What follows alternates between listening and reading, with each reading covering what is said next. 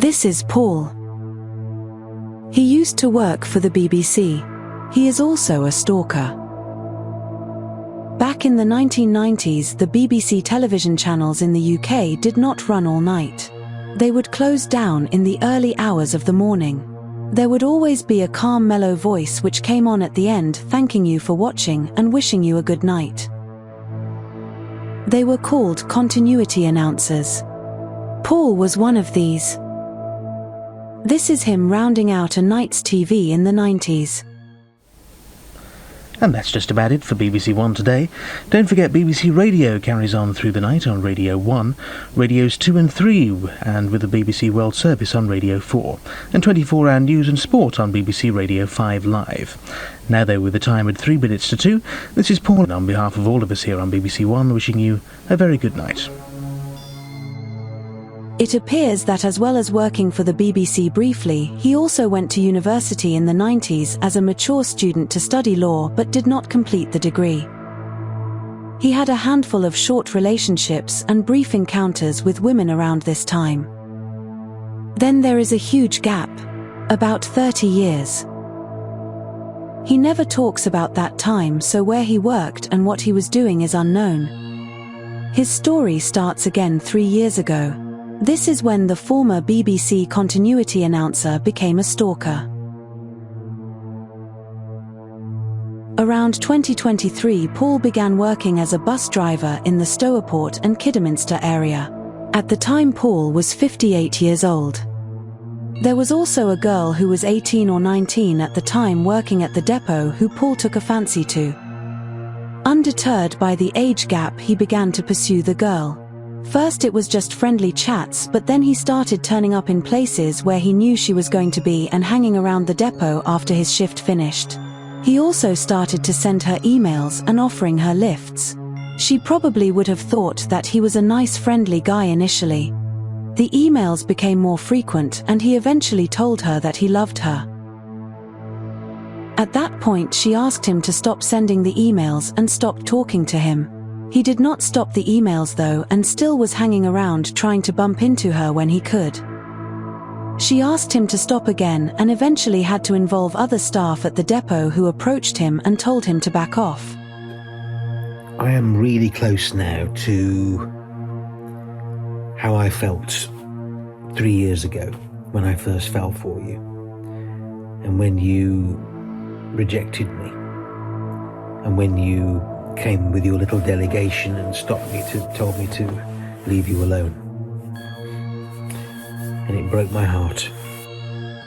Around this time, Paul left the depot but did not stop trying to communicate with her. She contacted the police who paid Paul a visit and told him to leave the girl alone, but on her next birthday he sent chocolates and flowers to her address.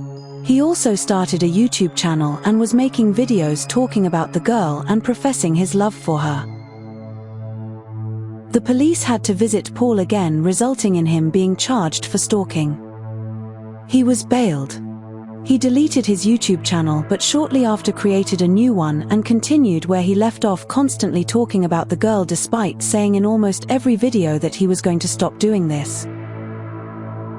Paul went to court and was charged with stalking and was jailed for 4 weeks. When Paul was released, he went back home to where he lives with his elderly mother in a static caravan on an old people's residential park. He has no job and has not worked since the bus depot 3 years ago.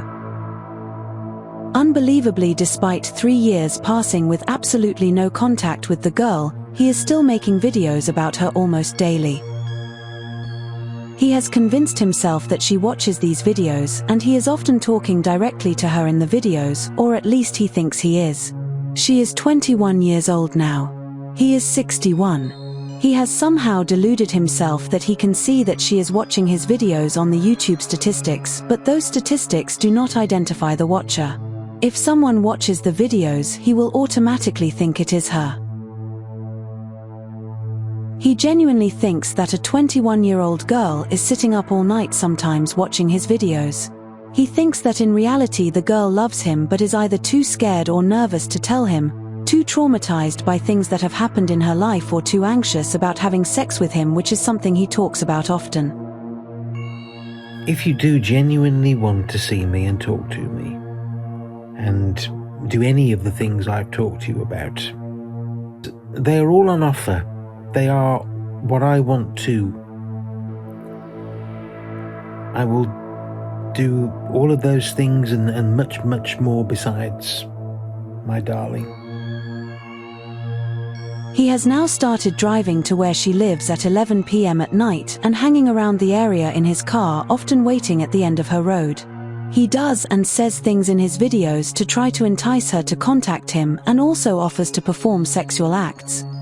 If you want me to come and fetch you and bring you over here and open that bloody bottle of champagne that's still sitting in the fridge, if you want me to make love to you, if you want me to perform that sex act on you, which frankly I would really love to do anyway. Paul is the type of guy who thinks he has had a brief relationship with a woman if she smiles at him as she walks past. If she were to say hello or exchange pleasantries, he would consider it mutual flirting. He thinks that women do things to upset him because he hasn't asked them out, when really it's because he has misread the whole situation and assumed that they have some sort of crush on him. Earlier this year, he took a fancy to another girl much too young for him too. He started talking about her on his videos, partly to try to make the first girl jealous. She was a girl who worked at the supermarket where he did his weekly shopping. Again, it just started with pleasantries when passing, but he convinced himself that she was in love with him too. At some point she must have found out about the videos and started ignoring him and giving him angry looks on his weekly shop. Paul told himself that this was because she was mad at him for not following through with his imagined flirtation and asked her out. On one of his shopping trips, Paul was approached by security and told to leave the store. The girl he had been making the videos about had accused him of photographing or videoing her in the store. He denies this, but what are the chances of the very same girl that he was making videos about just happening to be the one to accuse him of this? He deleted all the videos about her and was asked not to return to the store, but that's for the next video. Paul is still making videos and has delusions of living in a London penthouse with several successful YouTube channels. He has lied a few times about moving to a posh flat in the middle of London. At one point he said that he already had the flat and was half moved in, but none of this was true. It was partly to impress the girl and partly to try to hurry her into contacting him before he moved away. That's it for this video, but be sure to catch the next one where we look into what happened at the supermarket. Thanks for watching. Please like, subscribe and share this video, and let's keep an eye on Paul together.